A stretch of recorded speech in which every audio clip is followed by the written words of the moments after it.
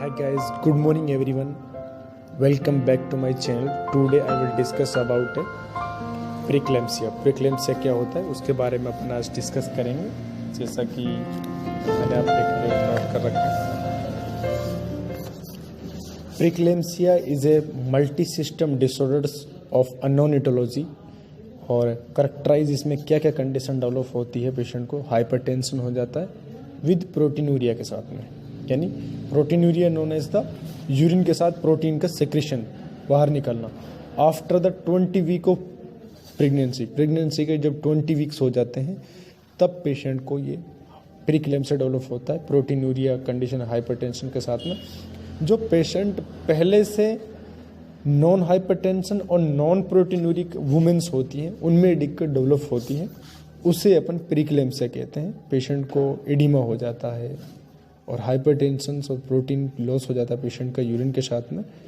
And इसके main causes क्या हैं, क्या कारण है प्रीक्लेम्सिया के, क्या कॉज हैं. जैसे हाइपरटेंशन हो जाता है पेशेंट को, एडिमा डेवलप हो जाता है पेशेंट को, प्रोटीनूरिया प्रोटीन के साथ यूरिन के साथ प्रोटीन का निकलना, फैमिलियल हिस्ट्री. कुछ पेशेंट ऐसे होते हैं जिसकी जो फैमिली हिस्ट्री उसमें पहले से हाइपरटेंशन या प्रीक्लेम्सिया मदर्स को हुई हो तो उस कंडीशन में भी चीज़ डेवलप होती है.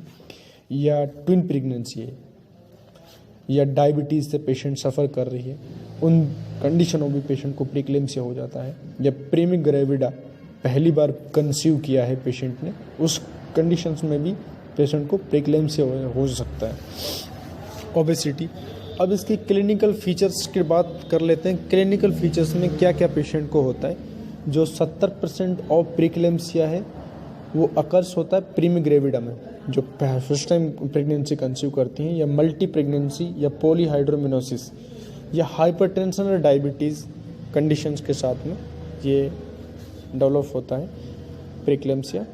क्लिनिकल मैनिफेस्टेशंस में अपीयर्स होता है ये after a 20 week of pregnancy. ये जो प्रीक्लेम्सिया की जो कंडीशन है, जो दिक्कत है, ये डेवलप होती है जब 20 वीक्स के बाद में प्रेगनेंसी हो जाती है, तब ये दिक्कतें हाइपरटेंशन प्रोटीन की डेवलप होती हैं. ये प्रोटीन ये 2 टाइप्स का होता है प्रीक्लेम्सिया. एक माइल्ड होता है, एक सीवियर होता है. एक माइल्ड होता है, एक सीवियर.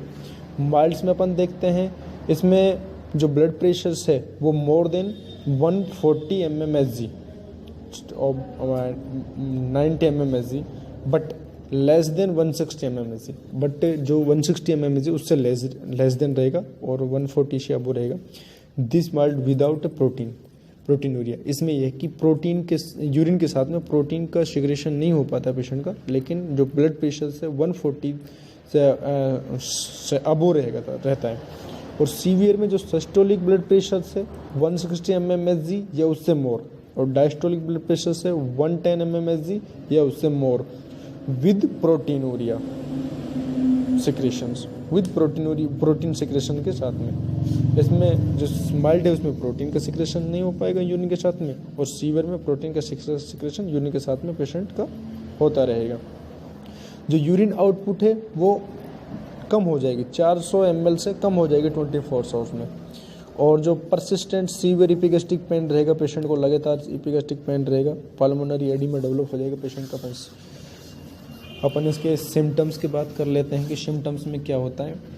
जो preeclampsia is principally a syndrome of sign, and when symptoms appear it is usually late. इसमें सिम्टम लेट डेवलप होते हैं, साइन पहले आ जाते हैं.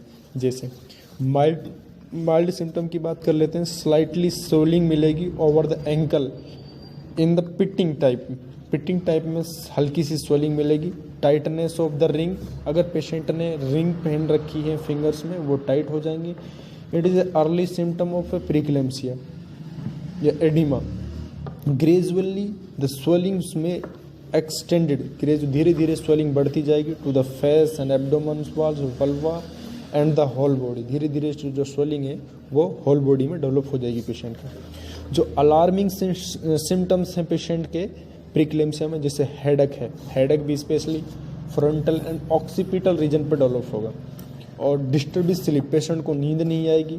डिमिनिश्ड यूरिन आउटपुट कम हो जाएगा, लेस देन 400 ml से कम 24 आवर्स में. जो इपिगैस्ट्रिक पेन है विद कॉफ़ी कलर वोमिटिंग करेगा पेशेंट, किसकी वजह से? Due to haemorrhage gastritis. जो हेमरेजिक गैस्ट्राइटिस में हेमरेज हो जाएगा पेशेंट को, उसकी वजह से कॉफ़ी कलर की वोमिटिंग करेगा patient. Blurring vision, diminished vision, patient को धुंधला दिखाई देगा और वो जो देखने की क्षमता है वो कम हो जाएगी। एंड एट टाइम जो कंप्लीट ब्लाइंडनेस भी पेशेंट इस कंडीशन में डेवलप हो जाते हैं। विजन यूजुअली रिगेन होती है, दोबारा आ जाती है विद इन 4 to 6 वीक के इंटरवल में, जो विजन से दोबारा आ जाती हैं। डिलीवरी, जो आई सिम्टम्स हैं वो डेवलप होते हैं रेटिनल स्पाज्म की वजह से, जो स्पाज्म आते हैं पेशेंट को उसकी वजह से आई सिम्टम डेवलप होते हैं। अब अपन इनकी साइन की बात कर लेते हैं। साइंस, एबनॉर्मल वेट गेन होगा पेशेंट का एक्सेसिव वेट गेन होगा, राइज ऑफ ब्लड प्रेशर से बीपी पेशेंट का बढ़ जाएगा, एडिमा डेवलप हो जाएगा, pitting type oedema, ankle joint specially, and धीरे धीरे ग्रेजुअली पेशेंट की होल बॉडी पर डेवलप हो जाएगा। और प्रोटीन यूरिया, यूरिन के साथ प्रोटीन का सिक्रेशन ज़्यादा रहेगा पेशेंट का। अपन इसमें अब इन्वेस्टिगेशन की बात कर लेते हैं कि हमें ये डायग्नोसिस करने के लिए क्या क्या इन्वेस्टिगेशन की रिक्वायरमेंट पड़ेगी। जैसे यूरिन के इन्वेस्टिगेशन कराएंगे, उसमें प्रोटीन की लेवल देखेंगे कितना जा रहा है। ऑप्थेल्मोस्कोपिक एग्जामिनेशन कराएंगे फॉर विजन के लिए कि पेशेंट का जो विजन से वो कितना डिक्रीज़ हुआ है। उसके लिए ब्लड वैल्यूज़ देखेंगे, जैसे सीरम क्रिएटिनिन है इंक्रीज 1 mg/dl, जो सीरम क्रिएटिनिन लेवल कितना बढ़ा हुआ है, किडनी फंक्शन टेस्ट कराएंगे। और एंटीनेटल फीटल मॉनिटरिंग करेंगे कि बच्चे की जो फीटल्स रेट्स हैं वो कितनी आ रही हैं, उस फीटल हार्ट साउंड। और अल्ट्रासाउंड कराएंगे फीटल वेलबींग के लिए। CBC, BTCT, USG foetals wellbeing के लिए। BP, शुगर और सीरम इलेक्ट्रोलाइट चेक करेंगे पेशेंट का, सीरम इलेक्ट्रोलाइट कितने हैं, डिस्टर्ब तो नहीं है, जैसे पेशेंट को इसमें वॉमिटिंग भी होती है पेशेंट को। अपन अब इसमें कॉम्प्लिकेशन की बात कर लें कि कॉम्प्लिकेशंस ऑफ प्रीक्लेम्सिया, जैसे ड्यूरिंग प्रेगनेंसी, जैसे पेशेंट प्रेग्नेंट है तो उसमें क्या क्या कॉम्प्लिकेशंस आ सकते हैं। एक्सीडेंटल हेमरेज हो जाता है पेशेंट को, ओलिगूरिया एंड एन्यूरिया, और dimness of vision and blindness भी हो जाता है पेशेंट को। Protein in labour, preterm labour हो जाता है पेशेंट को कि जन्म से पहले ही दर्द चालू हो जाते हैं पेशेंट को और बच्चा होने के बहुत चांस होते हैं। Cerebral oedema, cerebral haemorrhage, acute respiratory distress syndrome हो सकता है कि लंग्स में पानी भर जाता है पेशेंट को, एडिमा डेवलप हो जाता है, सांस लेने में दिक्कत होती है, सांस नहीं भर पाता पेशेंट, शॉर्टनेस ऑफ ब्रीथ होती है।